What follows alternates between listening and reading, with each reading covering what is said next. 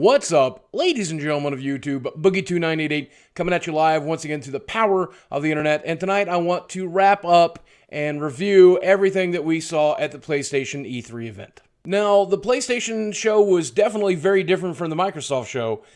They pretty much exclusively talked about software with the exception of one piece of hardware, and that's PlayStation VR. Now, all they really did for PlayStation VR is reaffirm the price point at $399. They reaffirmed the release date of October, I think 12th. But what they did do is they showed a shitload of cool games, promising 50 games by the end of the year for PlayStation VR, which is considerably more that's currently on the Oculus Store. Now, among the games coming to PlayStation VR, we've got a game called Farpoint, which is like a sci-fi style game. There's a mission for Star Wars Battlefront, and I don't know what they mean by mission. There's a Batman Arkham VR, and again, I imagine that will be fairly short, but it was narrated by Mark Hamill's Joker, so if nothing else, it'll be worth it for that. Then there was a Final Fantasy 15 storyline in which you get to play a character by the name of Prompto. And then, of course, I think the scariest one was Resident Evil 7 coming to PlayStation VR. It looks terrifying. Now, I think my biggest concern when it comes to PlayStation VR is that when you go to the Oculus Store right now, you don't see a lot of full-fledged, and especially AAA games. When you go to the store for the HTC Vive, same situation. There's a lot of smaller games there, not a lot of bigger stuff. I would imagine there's not going to be any real killer apps out of these 50 games that are coming up, and the games they showed today looked very interesting and certainly tie into AAA games, but I would imagine they're going to be little side things, little tech demos to get you interested in VR and keep you coming. But if there's 50 of those, that's going to be plenty of stuff to do by end of year for PlayStation VR and early adopters. Now, also noticeably absent was information about PlayStation Project Neo, the PlayStation 4.5. We knew that going into the show that they were not going to talk about it at E3, probably at an upcoming show, but I still really felt its absence as well, especially after Microsoft talked about their future plans for consoles. We still don't know what PlayStation is doing. It's kind of a scary time. But now, PlayStation did bring the games, and they brought so many games, it's going to take a while to get through them all.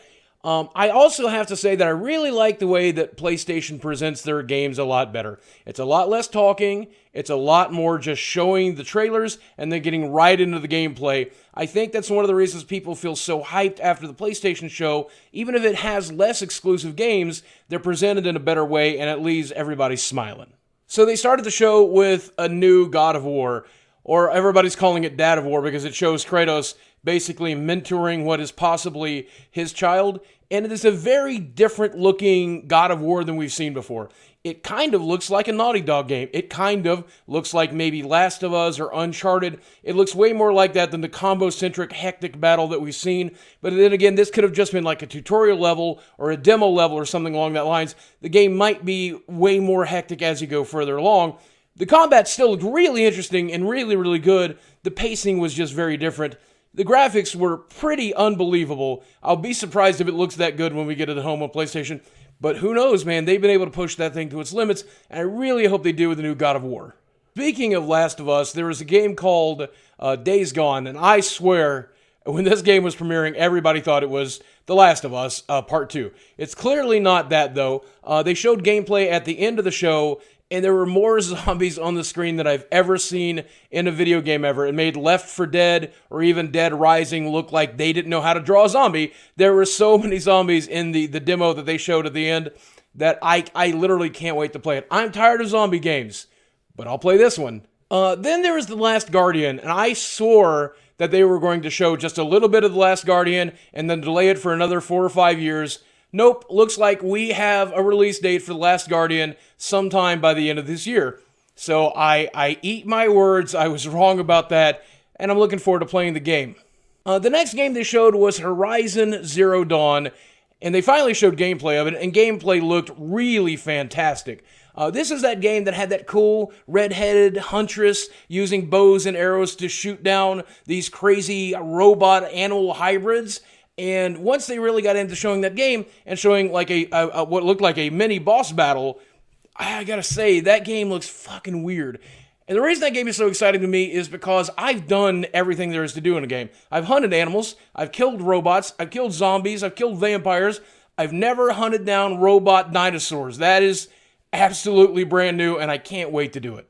The next game on the list was one of those butterfly effect games where every choice makes a big impact. It's made by the guys who made Heavy Rain and Beyond Two Souls. It's called Detroit Become Human, and apparently it's androids interacting with humans, and apparently there's ways to make various choices or maybe rewind various choices.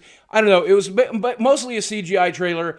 I don't think we really got to see any gameplay, but with those kinds of games, I mean, the CGI is kind of the gameplay. I don't know. It looks interesting. Now, some of the most disappointing leaks that came out this week was news about Crash Bandicoot.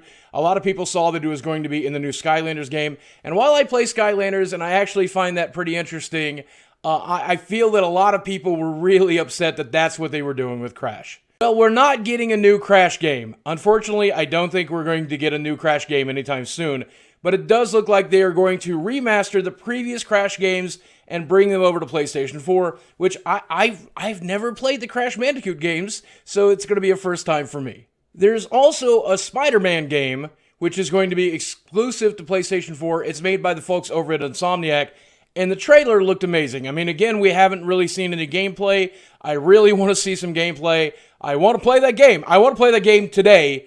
I love Spider-Man. I haven't played a good Spider-Man game in a really long time, and I'm hoping this will be it. But the game that I think everybody is the most excited for here is this one I was the most excited for, and this is Kojima's new game. For those of you who don't remember, Kojima, after leaving Konami, partnered with Sony to do something, and we finally got our first look at that something. Now, I think we were all wanting PT here. We wanted Silent Hill. The problem is, obviously, he's not with Konami anymore, so he can't do Silent Hill.